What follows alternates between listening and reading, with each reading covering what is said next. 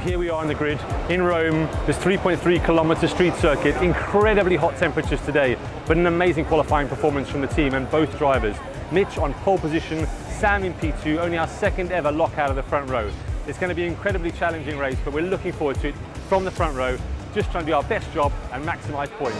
As James Barkley looks on, 5 red lights about to come on, 25 laps of racing action here in Rome, lights out and we're underway. Good start from Mitch Evans on pole position, not bad.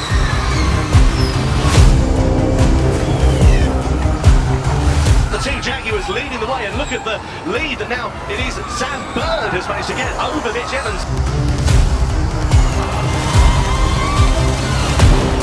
It's a Jaguar, it's Sam Bird! Sam Bird!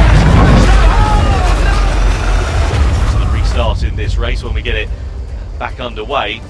Ready to go for the restart. Evans on the right, lights out, and we're racing.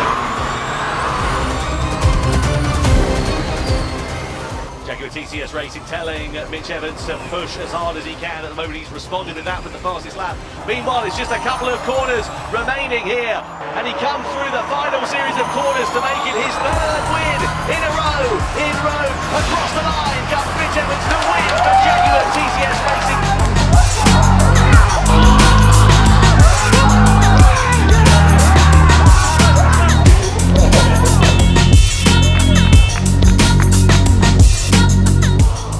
So here we are at the end of an incredibly challenging race. Real disappointment when we had a big accident with Sam. Really fortunate though that he was okay. The restart though really was like a brand new race for us, and incredibly close on energy all the way to the end. Mitch and the team just delivered a phenomenal performance. Our 4th win here in Rome. Mitch is the Emperor of Rome. This puts our championship absolutely back on track. Super proud of all the team.